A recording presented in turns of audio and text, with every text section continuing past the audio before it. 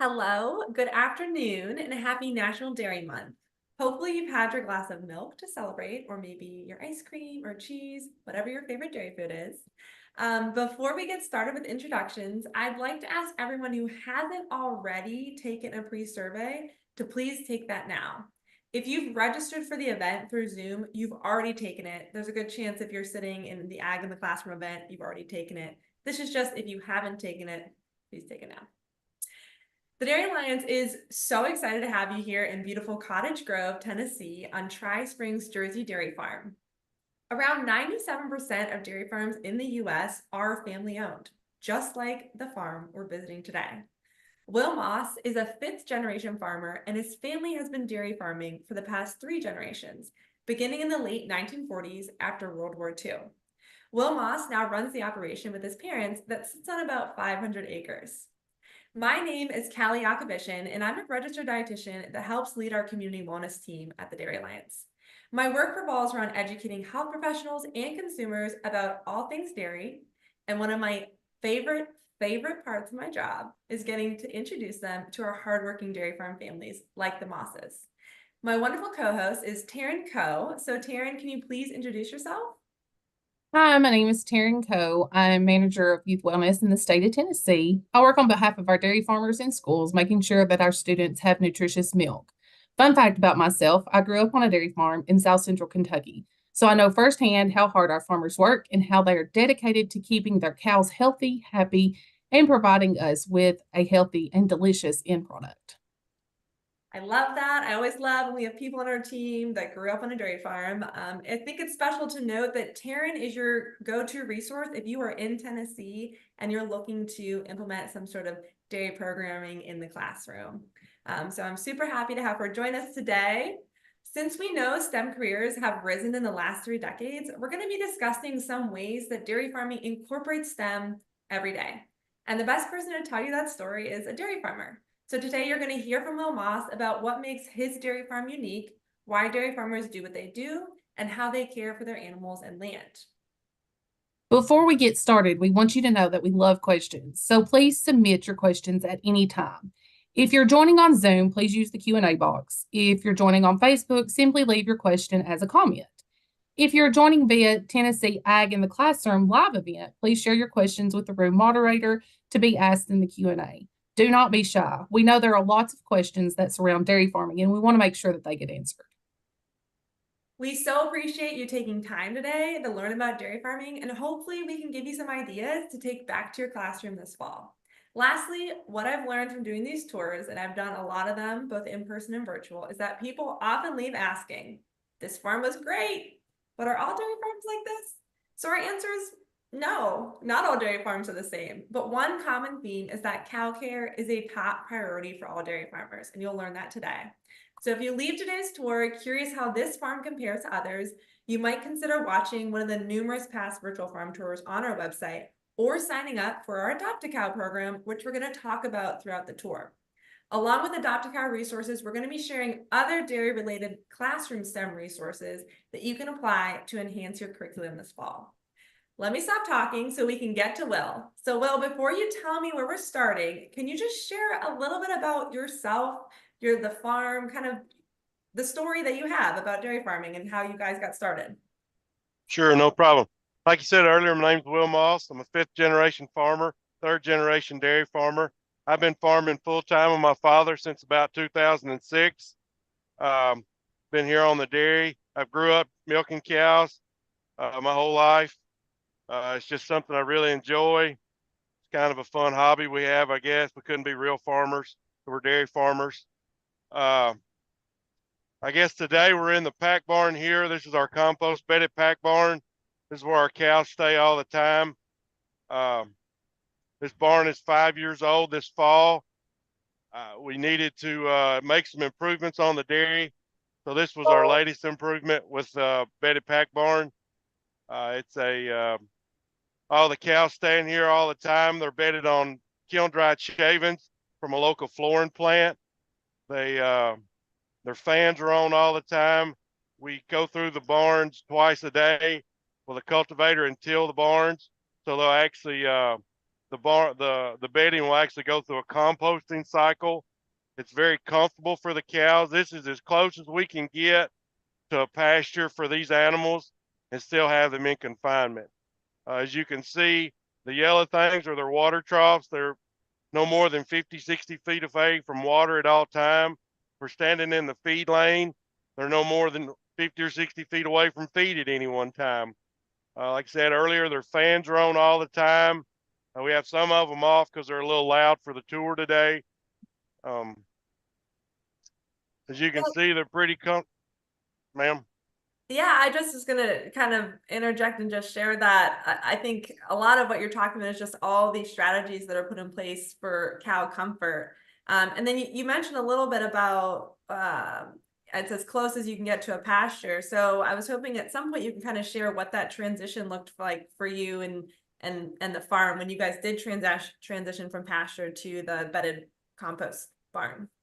In about 2007, we were kind of on the verge. I was getting ready to graduate from college, come home, and we needed to do something to make some improvements in efficiencies and labor and stuff like that. So we started looking at the different housing styles and availabilities there were at the time.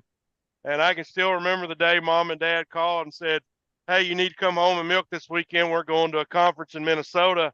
And I said, "Oh, really? What for?" And they were telling me, and I was like, "Oh, wow, this is going to be interesting." So these barns were originally developed in the state of Minnesota. We adopted it down here. This just allows us, like I said, more efficiencies. Once we brought the animals in, we kind of transitioned some older barns to see if this was going to work before we made a huge investment. When we did that, we saw about a 3 or 4 pound increase in milk coming from the strictly pasture base into confinement with a TMR. Our milk quality increased, cow comfort I felt increased because they're under shade all the time in the bad winter. They're out of the rain. They're usually out of the snow when it's snowing real bad. So we're able to help them control the environment a little bit better with that. So did they spend their whole time in the barn, or what does like their day-to-day / year look like? Well, as far as the milking cows that are in confinement, I guess you'd say 24 hours a day, unless they're in the milk parlor. They usually spend about an hour a day away for both milkings. But other than that, they're in the pack here. They do get a 2-month dry period, is where when they're pregnant and about 2 months before their due date, we kind of give them a vacation so they can go out. At that point, they're on pasture. We do bring them back up 2 weeks before they calve and put them in a transition area so we can kind of get them, kind of help them start their next lactation off a little better. I kind of tell everybody the analogy of like, if I asked you to run a marathon today, could you do it? And most people say no. I said, well, if I gave you 2 weeks to kind of somewhat train for it, you may not be able to run it, but you can run it a whole lot better. And that's what we do with our transition area over here. Okay. And I always love kind of, you mentioned how efficiency improved when you guys moved to this model. I saw that the cows are wearing a neck band. Could you talk a little bit about that and how that helps you improve efficiency and cow care and all of that? Okay. All the cows have collars on. These are essentially Fitbit for cows. These are tracking their respiration, rumination. We get daily milk weights off of the animals and all that good stuff. It allows us to kind of see a cow if she's sick before she even shows signs of being sick. I'm kind of in charge of all the fresh animals. So once they've had a calf for about the first 2 to 3 weeks, I really focus on those animals. And we had a cow this morning that had a calf 3 days ago, and we watched her rumination, which all that is just telling us how well her stomachs are working and is she eating and consuming dry matter and whatnot. And her dry matter had dropped intakes and her ruminations had dropped real big. So we were able to bring her up and do some stuff and give her a drench and kind of help her peak back up so she doesn't, we can treat them faster. We can treat them with not so invasive maneuvers, I guess you would say, to help us kind of before we got to bring out the big stuff to make sure we can do a good job with them. But the activity monitoring is amazing. Like I said, it helps us track animals before we even know they're sick. We do all our breeding decisions are made off of the collars. And then we can also, like I said, track milk weights in the barn. That's so cool. I think that's something that I thought was, I had no idea before I had ever been to a dairy farm. Last question, and then we're going to move on. Could you share what happens with the compost barn? Like, I know that gets cleaned out, I think like twice a year you mentioned. So what do you do with that? Yes, ma'am. The barns are normally cleaned out twice a year, but everybody kind of knows in Tennessee it's been a little wet this year, so we haven't got it done on time like we normally would. But it's supposed to be dry next week, they claim on the weather, so we'll probably get to it next week.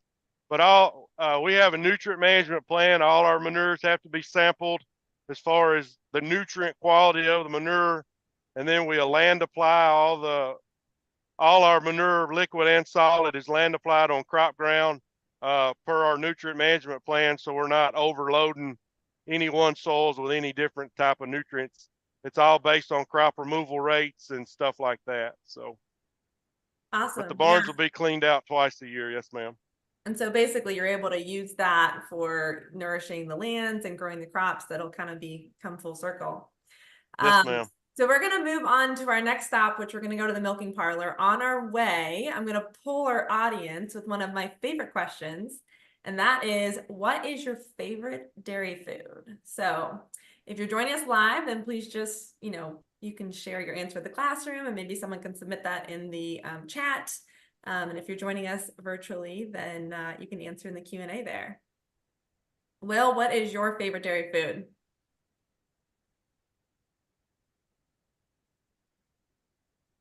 Uh-oh. Can you hear me, Will? What's your favorite dairy food? Bluebell strawberry ice cream. Okay, ice cream. That's a common one. I think it's a toss-up for me, depending on the day. Taryn, what's your favorite dairy food? Ice cream, of course. Ice cream. I love So it. we can't create all those delicious dairy foods without milking the cows. So our next stop is to learn how the milking process works. Milking on Tri Springs Farm happens twice a day. Will, can you tell us the times you milk and the importance of milking multiple times per day? Yes, ma'am. We milk at five in the morning and 4:30 in the afternoon. Kind of have to keep a cow on a certain schedule because it helps with the production and comfort of the animal. So we're milking at 5 and 5. So we've got some footage from last night. I think that we are going to show you all from milking last night. So just tell us a little bit about your process there. Okay, well, this is a double 8 parallel parlor, so the animals we're milking from the rear. We have a protocol of dip, strip, wipe, attach. We use a pre-dip, which is a iodine-based dip. We dip that, we come down, let it set for 30 seconds. We come back, we strip. So we're looking there. We're looking for any abnormalities. Does it look like milk? Is there anything, is there an infection? Is there what? Does it just look off? You come through and you wipe the cow off at that point. You go through and you come back 30 seconds later and we're attaching the unit. These are kind of neat, different units. They're each 4 individual chambers. So the milk from one quarter can never cross over to another quarter. With our collars, I told you we had meters in the parlor. We actually collect the milk weights here where they're shown, and then they're uploaded straight to the computer. We also have what's called an automatic dethatcher. It's a flow meter right here. So as it's weighing the milk, it's also checking for the flow of it. And once it drops below a certain flow point, it'll cut the unit off for a half a second and then retract it back out of the way. Once that's done, we come through again with another iodine solution as a post dip, kind of a barrier, kind of help her until her teat end closes up. And when she gets out in the parlor and the pack barn, prevents any infections while she's in there. We apply that, and this barn is completely air operated. So once everybody's done on a side, you hit a button, the whole front picks up. They walk out as a group. We shut the gate, and the next group's ready to come in, start all over again. Takes us about 2 hours of milking. Sounds like you all have it down pat. So while our farm crew heads to the parlor or from the parlor to the tank room, we want to share those poll results from earlier and see what everyone's favorite dairy food is. And ice cream is a clear winner there with cheese and chocolate milk coming in close behind. Chocolate milk's my second favorite. So since veterinarians are one of the many STEM careers, Will, can you walk and talk on our way about the role that the veterinarian plays on your farm? Yeah. We have a great relationship with our vet. His name is Dr. John Laster out of Elkton, Kentucky. He goes over many decisions with us anytime there's like I said, he's here once a month with vet checks. If we have any issues, I'd probably talk with him at least once a week. If there's any health issues, if we've noticed any different, if the weather changes or whatnot, if we have issues there, I've contacted him. If we're constantly reading on publications and updates, if there's any new vaccines or medications or protocol, we have a prescribed protocol for all animals from day one to lactating animals as far as vaccinations and all that stuff. So I'm in constant contact with him probably at least once a week. So talk to us a little bit about if a cow is sick and does need antibiotics, what does that look like? How do you address that in terms of them getting milked, and where does that milk go? Okay, if anybody ever tells you there is antibiotics in milk, they are 100% lying to you, because a thousand things would have to go wrong through the process for antibiotic milk to get in there. If we do treat an animal, which is very rare, we have a withdrawal period. We have a board in the parlor that all the animals are written down, what they're treated with, what date they were treated, and whether it was AM or PM. Those animals are separated and they're identified with a Velcro leg band. They're separated into another pen. They're brought up at the end of milking. The arm is pulled out of the tank and they are still milked in a dump can. So for us, there's pretty much, not going to say it's never happened, but it's very unlikely for milk for us to get in. If it does get in the tank, we immediately test it to make sure. And if it is found, we have dumped full tanks of milk before, but just to stop it from getting anywhere past here. So, but all cows are identified and milked last if they are treated with antibiotics. Yeah, and I think that also there's another checkpoint at the actual processor, right? They check it again, and if it gets tested multiple times before it even. Yes, ma'am. Yeah. Okay. Yes, ma'am. When they pick up milk here.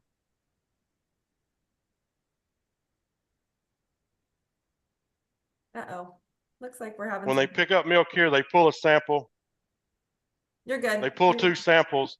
One is for to check for protein, butter fat level, bacteria, anything in that nature. And the other one is strictly an antibiotic sample that they run as soon as they get to the milk plant to see if they can unload at the milk plant. Awesome. Yeah, so despite whether a dairy food product makes an antibiotic claim or not, or antibiotic-free claim, no dairy food for consumption in the US can legally contain antibiotics. I think the labeling causes a lot of confusion, but you can rest assured there is no antibiotics. So we talked a lot about that. I do want to just touch on something, Will, that you mentioned about the type of dairy cows that you have, Jerseys. So I always think it's fun to ask, why do you guys milk Jersey cows versus the traditional black and white Holsteins? And what might be different between the milk that you're getting from a Jersey cow? Because you mentioned like the butter fat and things like that. I'm not sure our audience really is familiar with that. Well, I think when you get into the discussion of which is better, I will always say Jersey. But then again, you almost get into the Ford versus Chevy discussion. A lot of feelings are going to get hurt when people don't hear what they want to. But we've been Jersey since 1947. We just think they're a far superior animal to those ugly black and white ones. They produce a little bit better, higher quality milk, if you will. We ship a higher butter fat. A normal Holstein will be between 3.5 to 4% butter fat. Some of our jerseys will be over, our tank average is over 5.2% butter fat. We have a little bit higher of a protein level. So any kind of a component aspect of a milk, jerseys are going to be a little higher. I tell everybody they don't make as the quantity, but the quality's there. So that's Sure. other producers just haven't figured that out yet. So for the audience, if you ask a dairy farmer if they're milking Holsteins, they're very passionate about that. And if they're milking jerseys, they're very passionate about that. So we got a couple questions beforehand that kind of talks about just milk nutrition questions. So I thought it would be good to answer these now. So one of the questions we got was that dietitians and health professionals, their hearings say raw milk is better for us to drink. So I would just want to kind of clear that up and kind of share what we typically recommend. And that is that we do not recommend raw milk for general consumers to consume. Pasteurization is done and recommended for a reason, and that's because it kills any harmful bacteria. So when you look at the research, just the risk just does not outweigh any of the anecdotal claims for benefits. So just be careful where, I guess my thought there would be just make sure you're getting your information and recommendations from, good sources, maybe not just wherever that might have been seen. So that's one thing. And then also someone asked how ultra filtered milk is processed. So with that, I just thought I'd address that really has to do with the milk is going through a filter that filters out some of the carbohydrates. So it's got then a higher protein and calcium content. It's just a different product. So conventional milk has 13 essential nutrients in it. It's, not lower carb isn't necessarily better. So it's just a different product. That's all. It has a different nutrient profile. Anyways, I want to make sure that we have plenty of time for the rest of the tour. So let's kind of move on. Taryn, I'm going to toss it over to you as we make our next transition. As you can see, there's so much that goes into producing nutritious milk, and we're glad for it. With 13 essential nutrients in 1 cup, around 20 to 25 cents a glass, milk is an affordable and accessible source of high quality nutrition for many. So our team is headed to the next stop now, and in the meantime, let's take a look at our Tennessee dairy fact sheet. Tennessee has 123 dairy farms with 25,000 dairy cows, an average milking herd of 192 head, and those numbers have produced 56 million gallons of milk in 2023. Wow. I love seeing those snapshots for all of our states that show just how productive our dairy farms really are. What I often find people don't realize is just how much care and technology our farmers put into ensuring that they're farming in the most sustainable way possible on their farm. And so those numbers have produced. So just a few examples include things like optimizing cow care, selective breeding to produce healthier and more efficient cows, optimizing water use, recycling water, and groundbreaking technologies like methane digesters that help turn manure into renewable energies that can help fuel communities. So a lot of what you're hearing today is, the everyday work that Will is doing to make sure that he is optimizing cow care and, recycling, doing as much as he can to get the most out of his farm. So through these and many other ways, the dairy industry is committed to being greenhouse gas neutral or better by 2050. So it looks like we're at our next stop where we're going to talk about one of the many ways that dairy farmers can promote sustainability on their farm. So Will, can you share where you are now and what we're looking at? These are all the feed ingredients we feed every day to our animals. Kind of one way we're pretty proud of ourselves is all the manure goes straight back onto all the crop ground. And so essentially we're just kind of making a big circle for all the animals. They produce the feed that feeds themselves. So, like I said, I have the ingredients here. This is our main ingredient. This is corn silage. This is a VMR variety, which is just a highly digestible variety of corn. This is a whole corn plant that's been chopped down to about 3/4 of an inch long. This is our next ingredient. This is ryegrass haylage. This is just a fall annual of ryegrass that we grow through the winter, plant it in the fall. This is fine ground corn. So this is the seeds of the corn plants ground up very, very fine. The finer we can grind it, the more available it is to the animal. And then this is our protein mix that we have delivered. This is a mixture of distiller's grain, soy hull, soybean meal, brewer's grain, and then a vitamin mix for the cows. All the cows, we have a nutritionist that comes once a month. I joke, I pay him a lot of money to come and make fun of the quality of feed we put up. I think we've done a great job. He'll kind of bring them down real fast. But he's here once a month on farm. Once again, he has access to all our computers remotely. He can watch the cows' milk levels. He can watch rumination levels for us. If he's seeing an issue, he calls me. If I see a feed change issue, once again, he's another one that I probably talk to at least once a week. Super crucial guy on our farm, but he is on farm once a month. Awesome. So cows have dietitians too, it sounds like. Yeah, they eat a lot better than I do, because last night I just had a bag of chips to go to bed with. So they have a balanced diet from the day one. So Okay, and I just wanted to kind of highlight some of those things that Farmer Will was talking about, like the distiller's grain. You know, that comes from producing beer. Sometimes it comes from producing different liquors, you know, otherwise would end up in a landfill, but we're able to use it to feed dairy cows. So an animal nutritionist is another STEM career that's important to the success of a dairy farm. And up to 1/3 of a dairy cow's diet on some farms comes from byproducts. So think almond hulls and distillers grains, even pulp from like making orange juice. It really just depends on where the farm is located in the country.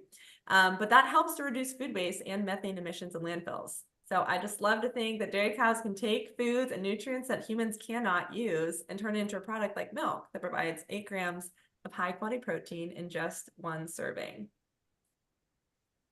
So before our last stop at the maternity pen, we want to take a moment to tell you about an amazing classroom experience that you can give your students with Adopt a Cow.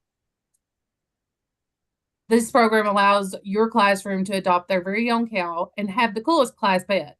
The curriculum that accompanies it is grade appropriate from kindergarten level up to 8th grade. However, you can also modify lesson plans to be applicable for students beyond 8th grade. Your class will be able to follow a Tennessee calf for an entire year with a live farmer Q&A at the end. Discover Dairy has also provided lesson plans that provide STEM and Common Core standards just for you. So scan that QR code or reach out to me if you have any questions regarding Adopt a Cow. Okay, so I think we're still walking, but we can walk and talk. Will, can you share where we are headed now? We're headed to the transition barn where we bring cows up 2 weeks before their freshening date. Okay, awesome. I often find people really want to know. Talk to me about what a calf's first few weeks of life are like.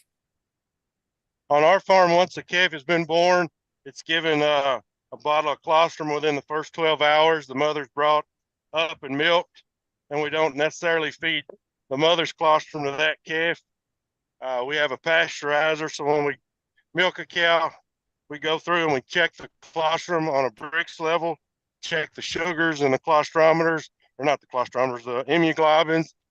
So we're checking to make sure it's quality colostrum for the calf. It's frozen right after it's been pasteurized. And then, like I said, when the calf is born, we like to get that calf a full bottle, 4-quart bottle within the first 12 hours of life.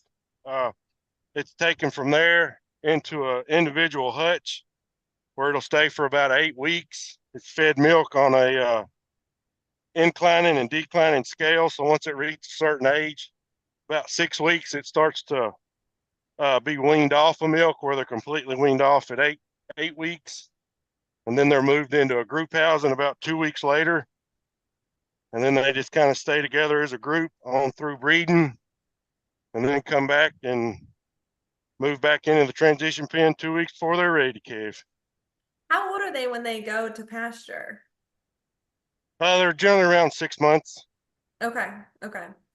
And could you share off, I know a common question we get is how many calves does a cow have every year? And then just kind of the general lifespan of a dairy cow.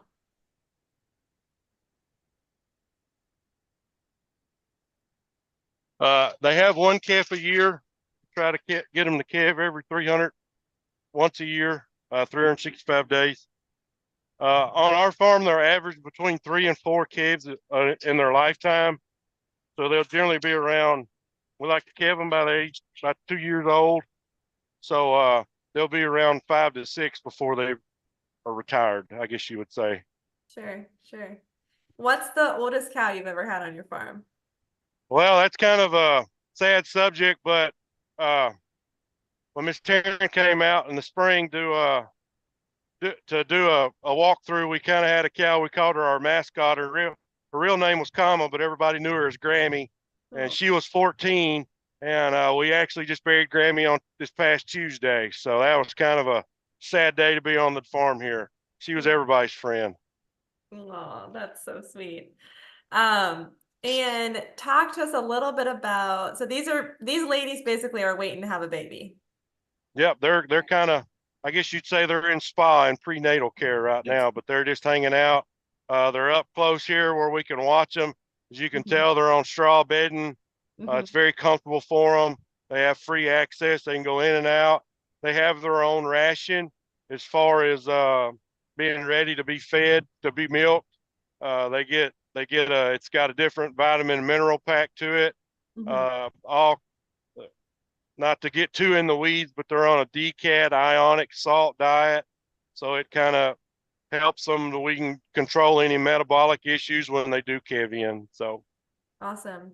And what about how do genetics, I think this kind of plays into yesterday, we were talking a little bit about some special calves you have nearby. How does genetics play a role in your calves? And yeah, how do you use genetics to kind of make decisions on the farm? well, I'm kind of the black sheep of the family because uh, I, I like to do things a little bit on the different side, and it kind of frustrates some of my elders, my mother and my father, and my 2 older sisters. But we use for about 15 years now, ever since I've been back on the dairy, we've used sex semen. We've always kind of struggled about how to keep a proper inventory of enough to keep replacements up and that sort of stuff, but not have too many to where we're just feeding a bunch of heifers because it sometimes they're not worth a lot of money and you can put a lot of money into feeding them. So we still use strictly sex semen on 40% of the herd. And then we actually, this past March, we bought our last conventional semen. And then everybody else, the other 60%, they get beef. We crossbreed with Limousine and Simmental right now. And we make some crossbred animals that are highly looked for in the beef herd right now because the beef herd's so small. But Okay. we also have one of our semen companies comes in and kind of like our vet and our nutritionist, they come through, they help us mate all our cows. They come through, they can keep up with that so much faster than we can because with genetics and genomics and how fast that stuff changes, it's just kind of mind-boggling how fast that stuff goes and comes. And someone's asking, do you AI? You do use artificial insemination, correct? Yes, we're strictly artificial insemination. We've been Dad started AI in cattle in 1974. I learned in college. Actually, all 5 of us, we can breed cows if need be, but our bull kind of left about 4 years ago now. We just kind of, there was an incident and it was kind of a safety deal. Jersey bulls are notorious for being on the ornery side. So with more outside labor and with everybody kind of having younger people and older people running around, it was just a easier and safer thing to keep the bulls on ice, I guess you could say. Yeah, that definitely makes sense. Well, as before we wrap up, one of the questions that we got, I mean, we have a couple more questions, but that I feel like may be kind of relevant to this stop is just someone asked, what changes do you see happening in the dairy industry in the next 5 to 10 years? I guess one of the biggest things is I read a report the other day that said 60% of the cow herd is on 1,000 cow plus dairy. So I would probably, unfortunately, say consolidation is going to be a thing. Fewer larger farms is probably what it's going to come down to, and uh, or you'll be specialized niche markets with a creamery or something like that to stay on the smaller side. So, are you just going to have to be diversified with the crops and the beef, and kind of do a little bit of everything, and just to be able to diversify and stay profitable. Sure, sure. And I think what the beef on dairy is kind of an example of that, right? That you're doing on the farm. Yes, ma'am. We've almost been able to. Well, we more than tripled the value on the beef on dairy calves over a straight Jersey bull calf. Mm-hmm. So I mean, just right there, we're adding value, and it gains in popularity every year. I've kind of drug my family into it, kicking and screaming, but at the end of the day, it's a dollars and cents issue. I've been to a lot of farms recently that are doing similar. So, and I didn't see it at all when I first started 5 years ago. So yeah, I think that's a great answer. And then also, I mean, just some of the just all the new technology that's being implemented on the farms, I think we'll see more and more of that for sure. All right, so if you want to learn more about the calves, the Adopt a Cow program is a great way to do that. And you can hopefully see more cute calves like we just showed. So next up, Taryn's going to share some of our STEM resources. So, including food and agriculture in the science curriculum can boost understanding of the science behind food production, nutrition, environmental care, breeding, genetics, and more. It can also spark interest in careers related to nutrition research, food production, and processing. Additionally, it helps students appreciate the value of agricultural products for a healthy and sustainable lifestyle. These lessons have STEM focus and use dairy concepts to get them thinking about their food and bodies as systems. The interactive lessons are designed for STEM educators and they are ready for classroom use.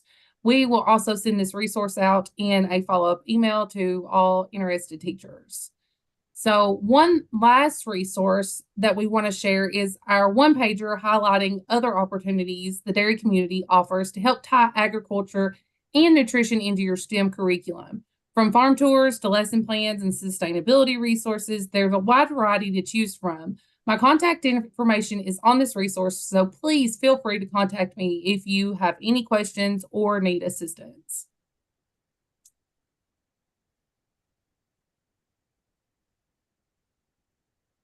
So back on the farm, we have just a few more questions for Will, so we can bring this full circle. So Will, do you consider yourself a scientist or a problem solver in terms of STEM, kind of relating to STEM careers? I'm pretty sure if you taught my dad, I'm a problem creator. But I guess you would probably be both on a dairy. You've got to be able, kind of a jack of all trades and a master of none, to be able to think on your feet, and you know you've got to learn how to fix things, because milking at 5 o'clock, you don't have a lot of friends that want to come work on things at 5 o'clock on a Sunday morning if you're broke down in the parlor. So problem solving is just one part of it. And so I like to say you probably be both. And so thinking about STEM, you also have a lot of machinery to make sure cows are fed. Do you work on those yourself? Or if so, like how did you learn that skill? Oh yeah, we constantly have breakdowns here. I joke. I said, there's three pieces of equipment that run every day, regardless of the weather, or whether they want to or we want to run. We just, we maintenance on that equipment is priority. Mixers have to run every day to feed cows. They eat every day like we do. Uh, I used to joke that I never was going to be a mechanic, but as you as things get tighter and tighter and margins get smaller and smaller, you've got to be able to jump in and fix things when you need to. And I guess necessity is the mother of all inventions, and so we've learned to work on small things. But as they get more computerized and electronics, we're struggling with that some. But that'll just be another thing we have to adapt and overcome with. Sure. We are getting one question from the audience real quick that I just want to answer, and I think she's referring to breeding. They're asking, how do you handle cows that kick in the operation, and how do you hold their tails? Maybe just like the process of AI, I'm guessing is what she's asking. We don't. I bet she's probably asking about during milking. Maybe. Oh yeah, maybe milking. Yep. We really don't have cows that kick very much. I mean, they're kind of like we are when we get in a routine. They're just going to work like we would be going to work when they go into the parlor. So you get a few cows that can kind of be a little bit on the ornery side, but they get over it real fast, and so they just they got to kind of figure out it's their idea. So once they get that in their mind, they're generally pretty good about not kicking in anything. Sure. All right, last question. How rewarding is this job? Oh, it's amazing. I enjoy being able to know that at the end of the day, when that truck leaves with a load of milk from our farm, that it's going 35 miles north to a processor, it's being processed, and it's on the shelves as fast as can be. And to know that we can sit back, and if we know the plant code to the plant we ship to, we can look on bottles of milk, we can look on bottles of creamer, or our milk used to go to a cottage cheese plant in Illinois. We knew the plant code there. You can see and go, hey, I know my milk goes into that product right there. And to me, that's just probably one of the neatest things, because it's so directly to the consumer that you know, hey, there's a potential that actual milk from our farm is in there. So it's just, to me, it's amazing. So. Yeah. I'm getting told by the audience, I don't know how we didn't highlight this yet. How many do you have in your herd? We milk about 150, but we're down to 130 right now. Okay. Okay. Awesome. Well, this has been a great privilege of mine, and I know Terrence as well, to introduce you to a dairy farm and the incredible work being done here at Tri Springs Jersey Farm. Hopefully this is a story you can share with your students. I think there's a lot of, we don't always hear the positive stories about progress being made when it comes to sustainability and the environment. So there's some great positive things to talk about here. Thank you so much to Will for sharing your time and expertise today. We hope today helped provide some insight on dairy farming and how it relates to your STEM classroom. And we also hope that you leave with a deeper understanding of how milk makes it from farm to fridge. Before you go, we would love to hear from you. We have shared a QR code on the screen and a link in the chat box to complete a post survey. If you would like to take a few minutes to complete that, we would appreciate it. Of note, this survey will be provided in a follow-up email if you registered with your own Zoom link. Please only complete it once. Lastly, do not forget, the Dairy Alliance is your resource for all things dairy. Visit our website, thedairylliance.com, for the latest dairy research, recipes, and farming facts. And you can take even more virtual farm tours and meet more of our incredible dairy farm families across the Southeast. Thank you again for joining us. We wish you a dairy good day. That is all for now.